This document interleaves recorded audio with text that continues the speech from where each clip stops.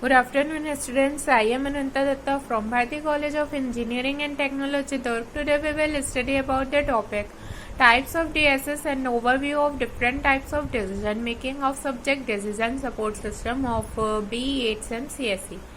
आज हम पढ़ेंगे कि टाइप्स ऑफ डीएसएस क्या होता है और different types of decision making में क्या क्या उसके टाइप्स होते हैं डिसीजन लेने के लिए। Types of decision making mostly 5 types के होते हैं, जिसमें कि यदि हम सबसे पहले देखें कम्युनिकेशन ड्रिवन डीएसएस की यदि हम बात करें, mostly communication driven DSS are targeted as internal teams including partners. Its purpose are to help conduct a meeting or for users to collaborate. The most common technology used to deploy the DSS is web और client server.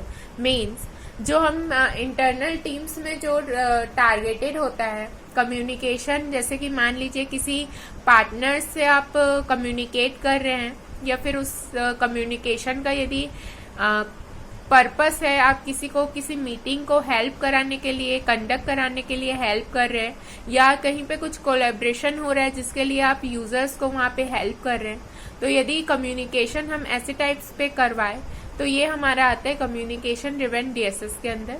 The most common technology use to deploy DSS is a web or client server. माने कि most common जो technology है जो use होता है DSS में, communication DSS में, वो होता है वेब या फिर क्लाइंट सर्वर. मींस एक जो हम वेब के थ्रू हम बात करें और जो क्लाइंट या सर्वर जो हमारा जिसके थ्रू हम कनेक्ट होते हैं. जैसे कि हम एग्जाम्पल्स यहाँ पे देखें, chats and instant messaging software, online collaboration and net meeting system. जैसे कि मान लीजिए आप स्काइप के थ्रू कनेक्ट हो रहे हैं या कोई चैट या जो हम इंस्टेंट मैसेजिंग सॉफ्टवेयर यूज करते हैं जैसे कि व्हाट्सएप वगैरह हो गया, जिसके के थ्रू आप क्या है किसी को आप इजिली आप बात कर पा रहे हैं व्हाट्सएप के थ्रू, या मान लीजिए आप वीडियो कॉलिंग कर पा रहे हैं व्हाट्सएप के थ्रू या मैसेंजर के थ्रू, स्काइप, बहुत सारी सॉफ्टवेयर है जिसके के थ्रू आप online business meeting, net meeting, ये सारी चीजें आप कर सकते हैं. देन सेकेंड टाइप है आपका data driven DSS. Data driven DSS की यदि हम बात करें तो डेटा ड्रिवन डीएसएस होता क्या है? Most data driven DSS are targeted at managers, staffs and also product service suppliers. माने कि जो डेटा ड्रिवन डीएसएस है वो किसके ऊपर टारगेटेड होता है? जो मैनेजर्स है, जो स्टाफ है और जो प्रोडक्ट या जो सर्विस सप्लायर्स है उनके ऊपर हम डेटा ड्रिवन डीएसएस को टारगेट अप्लाई होता है उनके ऊपर. It is used to query a database or data warehouse to seek a specific answer for a specific purpose. माने कि इसके थ्रू हम क्या करते हैं, एक डेटाबेस में मान लीजिए क्वेरी चला देते हैं या डेटा वेयर हाउस को हम यूज करते हैं जिसमें कि हम किसी भी स्पेसिफिक पर्पस के लिए हम आंसर उसको दे पाए. It is deployed via mainframe system. माने कि it is deployed via mainframe system, client server link or via the web. माने कि इसको जब हम डिप्लॉय करते हैं तो वो या तो एक मेन फ्रेम सिस्टम या फिर एक क्लाइंट सर्वर का लिंक रहता है या फिर हम वेब के थ्रू क्या है इस चीज को यूज करते हैं. Example, computer based database that have a query system to check. माने कि कंप्यूटर बेस्ड डेटाबेसेस जिसमें कि मान लीजिए आप किसी क्वेरी को डाले सिस्टम में चेक करने के लिए, तो वो आता है डेटा ड्रिवन डीएसएस के अंदर. देन नेक्स्ट हम बात करते हैं document driven DSS. Document driven DSS की यदि हम बात करें तो document driven DSS are most common targeted as a broad base of user groups. माने कि जब हमको किसी एक बहुत बड़े बेस के यूजर ग्रुप को हमको टारगेट करना है तब हम डॉक्यूमेंट ड्रिवन डीएसएस का यूज करते हैं. और जो इस डीएसएस की जो पर्पस रहता है वो ये पर्पस रहता है कि हम वेब इंजन को सर्च कर ले या जो डॉक्यूमेंट्स है उनको फाइंड करने के लिए हम इस डॉक्यूमेंट ड्रिवन डीएसएस का यूज करते हैं. On a specific sets of keyword और सर्च टर्म्स. माने कि एक मान लीजिए किसी कीवर्ड के ऊपर यदि आपको कोई वेब पेज में कुछ सर्च करना है या फिर कोई सर्च आइटम्स के कुछ टर्म्स आपको सर्च करने, तो उस चीज के लिए हम डॉक्यूमेंट ड्रिवन डीएसएस का यूज करते हैं. The usual technology used to set up of such DSS are via the web or a client server system. माने कि जो इसकी जो यूजुअल टेक्नोलॉजी यूज होती है इस DSS की, वो किस लिए यूज होती है, या तो वेब में या फिर क्लाइंट सर्वर सिस्टम में। यदि हमको ऐसा कोई DSS सेट करना हो, उसके लिए हम डॉक्यूमेंट ड्रिवन DSS का यूज करते हैं। अब हम देखते हैं knowledge driven DSS। Knowledge driven DSS are known knowledge base they are known are a catch or category covering a broad range of system converging using within the organization. Setting it up means, जैसे कि मान लीजिए जो किसी knowledge के ऊपर कोई base हो, वैसे डेटा बेस सिस्टम को हम बोलेंगे नॉलेज ड्रिवन DSS, जो कि प्रॉपर किस चीज के लिए यूज हो, हमको नॉलेज कवर करने के लिए, नॉलेज कन्वे करने के लिए, या फिर वैसे सारी कैटेगरीज को रखने के लिए ब्रॉड रेंज में, जिसमें कि जो है कि ऑर्गेनाइजेशन उस सिस्टम को सेटअप करे और हम सारी चीजों को इंक्लूड करें किसी ऑर्गेनाइजेशन में। For example, consumers of a business, it is essentially used to provide management advice or to choose. माने कि आप किसी मैनेजमेंट को कुछ चीज आपको प्रोवाइड करना है या एडवाइस करना है या फिर आपको चूज करना है, तो उस चीज के लिए भी नॉलेज ड्रिवन DSS का यूज होता है। The typical deployment technology used to set up such system could be silent client server system, the web or software running or stand alone PC। माने कि जो हम टिपिकल जो हम डिप्लॉयमेंट टेक्नोलॉजी यूज करते हैं किसी भी कनेक्शन को सेटअप करने के लिए, तो उसके लिए हम या तो क्लाइंट सर्वर सिस्टम का यूज करते हैं या फिर वेब का यूज करते हैं या फिर कोई सिस्टम जो कि स्टैंड अलोन पीसीस को रन करने के लिए जो सॉफ्टवेयर हम यूज कर पाए। अब लास्ट हमारा 5th टॉपिक आता है टाइप्स ऑफ DSS का, मॉडल ड्रिवन DSS। अब हम देखते हैं मॉडल ड्रिवन DSS क्या होता है। Model driven DSS are complex system that help analysis decision or choose between different option. मैंने कि आपके पास यदि बहुत सारे ऑप्शंस है और आपको उनके बीच में एनालाइज करके कोई कॉम्प्लेक्स सिस्टम में कुछ डिसीजन लेना है, तो उस चीज के लिए हम मॉडल ड्रिवन DSS का यूज करते हैं। These are used by managers and staff members of a business or people who interact with an organization। माने कि इसको जो है हम मैनेजर्स द्वारा यूज किया जाता है या फिर स्टाफ मेंबर्स किसी भी बिजनेस के या फिर पीपल जो कि उस ऑर्गेनाइजेशन से इंटरेक्ट हो रहा है, ये सारे लोग उस चीज को यूज कर सकते हैं उस मॉडल को for a number of purpose depending on how the model is setup. माने कि ऐसे पर्पस जो कि मॉडल के सेटअप के ऊपर डिपेंड हो या फिर शेड्यूलिंग या फिर डिसीजन एनालिसिस, तो वो सारी चीजें जो है हम मॉडल ड्रिवन DSS के थ्रू कर सकते हैं।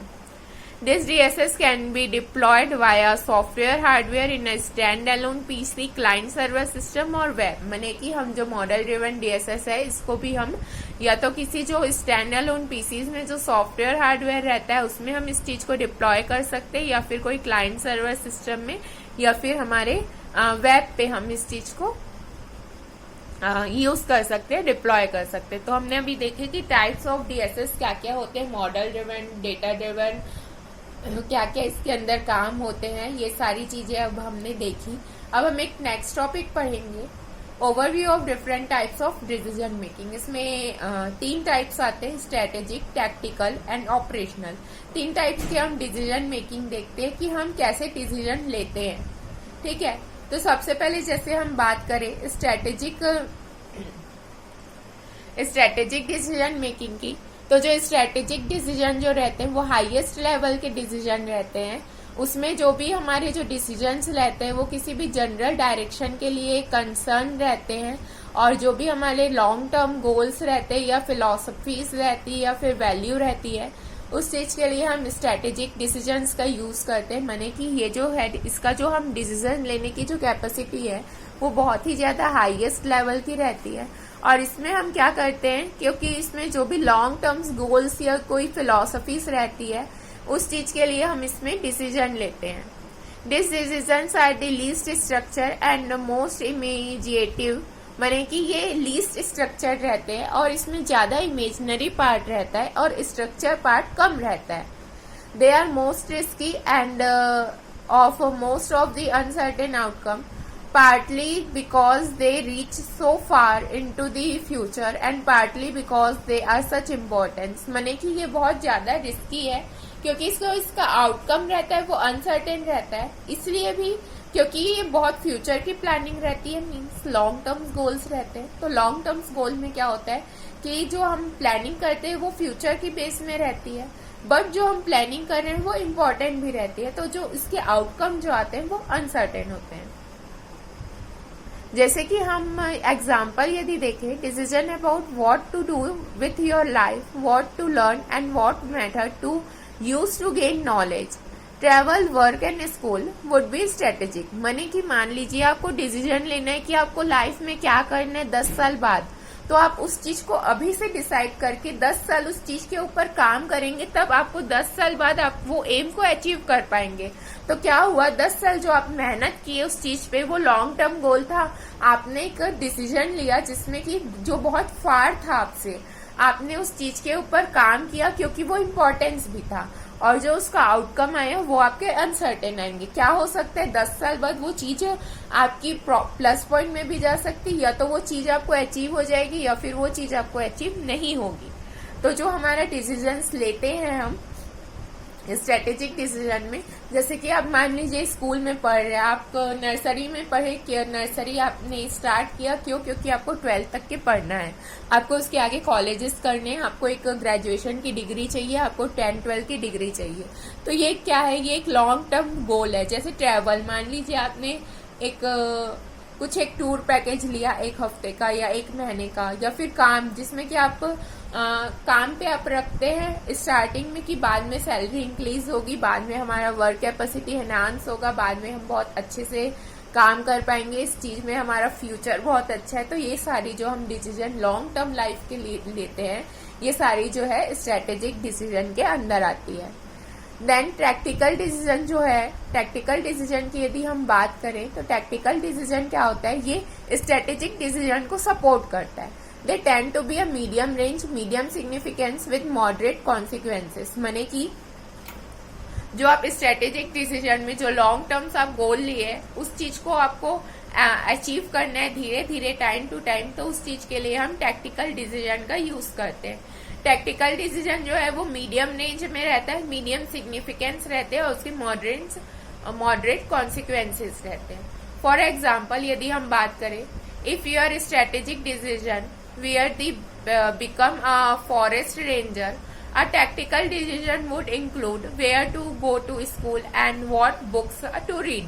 माने कि मान लीजिए आपने एक डिसीजन ले लिया कि आपको स्कूल जाना है, आपको 12 की डिग्री चाहिए, तो ये हुआ आपका strategic decision long term goal. But आपको उसमें कौन सी बुक्स पढ़नी है, कौन से स्कूल जाना है, कहाँ कौन सा स्कूल अच्छा है, ये सारी जो चीजें हैं ये हमारा आता है टैक्टिकल डिसीजन के अंदर, जिसके के थ्रू हम उस चीज को कैसे अचीव करें, उसके जो शॉर्ट्स जो हम ब्रेक करके उस चीज को अचीव करते हैं, उस चीज के लिए हम टैक्टिकल यूज करते हैं. या फिर जैसे आपको कोई फैक्ट्री बनानी है तो उस फैक्ट्री में आपको कैसे मैन्युफैक्चरिंग कॉस्ट कम करके एक नया आप फैक्ट्री बिल्ड करें, तो ये सारी चीजें जो है टैक्टिकल डिसीजंस के अंदर आती है. अब हम यदि ऑपरेशनल डिसीजंस की बात करें, ऑपरेशन डिसीजन में क्या होता है, ये एवरीडे डिसीजन रहते हैं. माने जैसे कि मान लीजिए आपने 12th तक पढ़ना है, तो बट आपको डेली पढ़ना है, तब तो आप 12th तक के डिसीजन लेंगे. तो ऑपरेशंस में क्या होते हैं, हम ये टैक्टिकल डिसीजन को सपोर्ट करता है. माने कि आपको जो स्कूल में जाना है, आप उस स्कूल में जाने के लिए डिसीजन लेते हैं, आप रोज उस स्कूल में जाते हैं, आप पढ़ाई करते हैं और आप जो है अपने गोल को अचीव करते हैं. तो जो ये एवरीडे जो सिचुएशन आता था, माने ईयरली जो हम डिसीजन लेते हैं वो हमारा आता है स्ट्रेटेजिक डिसीजन में, जो हम मंथली डिसीजन लेते हैं वो हमारा आता है टैक्टिकल डिसीजंस में, और जो हम एवरीडे डिसीजंस लेते हैं वो हमारा आता है ऑपरेशनल डिसीजन में. तो हमारे ऑपरेशन डिसीजंस कई बार हमको हार्म भी कॉज करते हैं, कई बार वो गुड या बैड रहते हैं, कई बार जो उसके जो हमारे आउटकम्स रहते हैं वो प्री प्रोग्राम रहते हैं या हमको नुकसान भी पहुंचाते हैं, बट जो ऑपरेशनल डिसीजंस है वो भी हम यूज करते हैं.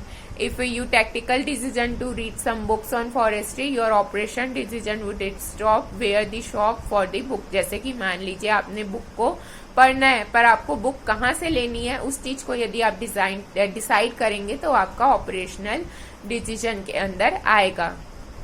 ठीक है, तो हमने अभी टाइप्स ऑफ डीएसएस पढ़ा और हमने देखा कि हमारे यदि हमको डिफरेंट टाइप्स है, यदि हमको किसी चीज पे डिसीजन लेना है long term, mid term, short term, everyday life में, तो हम उस चीज को कैसे टैक्टिकल, स्ट्रेटेजिक और ऑपरेशन के थ्रू ले सकते हैं. और हमने 5 टाइप्स के डीएसएस के टाइप्स पढ़े: communication, data driven, document driven.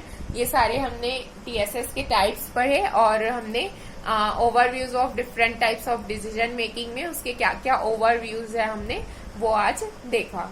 Next class में हम management information system, executive information के सिस्टम के ऊपर डिस्कस करेंगे. Thank you.